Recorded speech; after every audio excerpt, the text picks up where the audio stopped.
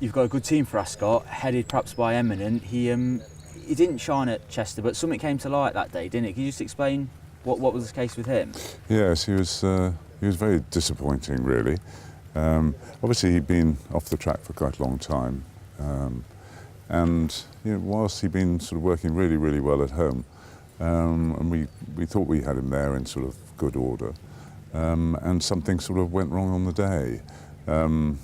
Initially, we thought that maybe it was a sort of heart problem with him, that he had a bit of defibrillation afterwards, according to the vet there. But of course, nothing showed up at all when he got home. We've obviously had him extensively checked out in every respect, and he's just thrived really since that run. So whether he was sort of a bit overawed by the whole day, and he's a highly intelligent horse, and I think that maybe he'd been off the track for a long time, and it just was a complete sort of one-off with him. What's he been like at home then since? He's been absolutely perfect. He hasn't put a foot wrong since he's been home. So I've been really thrilled with him, and obviously taking it with a lot of caution. But as we sort of got closer to D-Day at Ascot, he's just got stronger and better. He's done nothing wrong. I then took him to Windsor, to an evening meeting there, just to have a sort of wander around the paddock before racing, just to make sure he wasn't sort of too much on edge and getting nervous about it. And he didn't. I mean, he loved all that. Came back. He's worked brilliantly. So I'm just having to put Chester firmly behind us, I think. And from everything that I can see at home, he should show well, I think. You've always had a lot of faith in this horse. You've got Cracksman to take on. What did you make of Cracksman at Epsom? Well, Epsom obviously wasn't his sort of brightest day, I wouldn't have thought. But, all these other runs have been pretty impressive, I'd say. But we can't get away from the fact that did he beat us half a length or something in the Derby? That was all. And we were squeezed, so we didn't really have a run in that last 50 yards or so. So he's clearly improved since that day, Cracksman. But anyway, we're going to have to take him on. That's it. And, you've not lost any faith. You've still got the utmost confidence in your horse. Utmost confidence. I think that we just things didn't go according to plan all last season. Although don't get me wrong, he played at the highest level all the way through. He just didn't actually. Right, he won really, really well in Deauville, and he had a perfectly good season. But it was just winning that elusive Group 1 that sort of missed him out, I'm afraid, last year. So, no, I'm pretty confident. And it seems like you're going to be confident with Chilean, who you're going to supplement for the St James's Palace Stakes. What's the thinking behind that? Well, he ran very well first time out in Longchamp. After that, we ran at Sandown. I think that looking back at that run, it was just a bit too far for him on a stiff track, in testing conditions. I think it's sort of those three things that really didn't suit him. And I think now to drop him back to a mile is pretty much where he should be, stiffish mile at Ascot.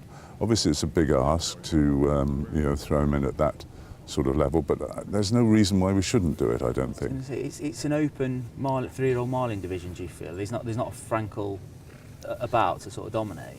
No, but there are plenty of good horses. I wouldn't underestimate from that point of view.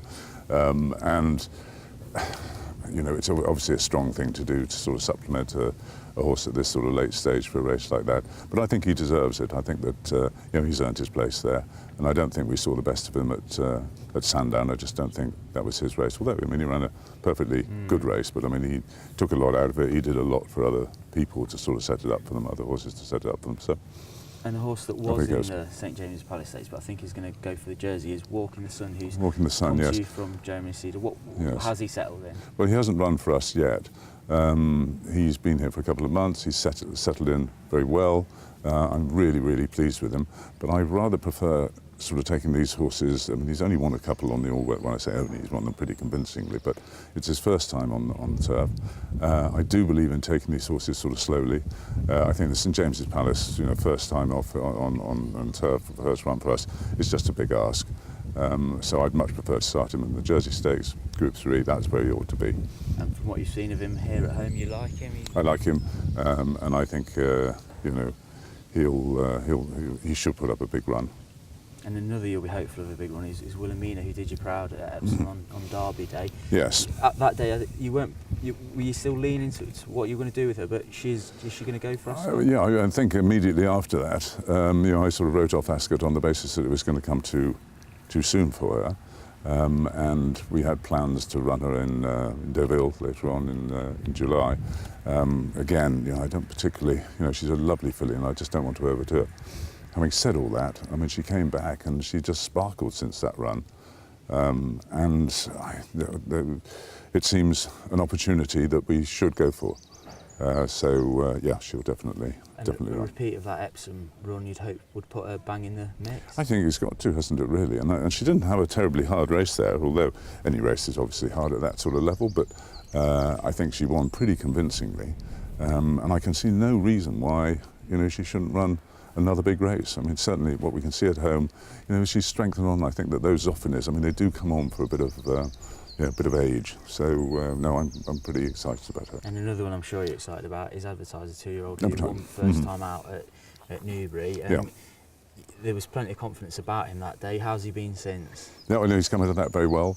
I mean, he's a massive horse. I mean, he's really, really sort of strengthened up. It hasn't sort of taken anything out of him. The form has been franked with the sort of the third and fourth, I think, coming out and winning quite convincingly since then. And it's a second run, and there'll be a lot of potentially very, very good horses in that race. It always is. But I think he's earned his place there by the way that he won at Newbury. And again, I can see no earthly reason why he shouldn't put up a really big show. You said after Newbury's temperament was a big thing for him. He's a sort of sensible horse. Yes, yeah, he's a grown-up, proper professional, proper horse. And then finally completing the Ascot team is a horse called Infrastructure, perhaps in the King George. Yes, yeah, I think it's just going to be a matter of whether he makes the cut, really. Simple as that. It's a handicap, and if he can, he's sort of scraping at the bottom. But if he will, we'll definitely run him. But can't be sure that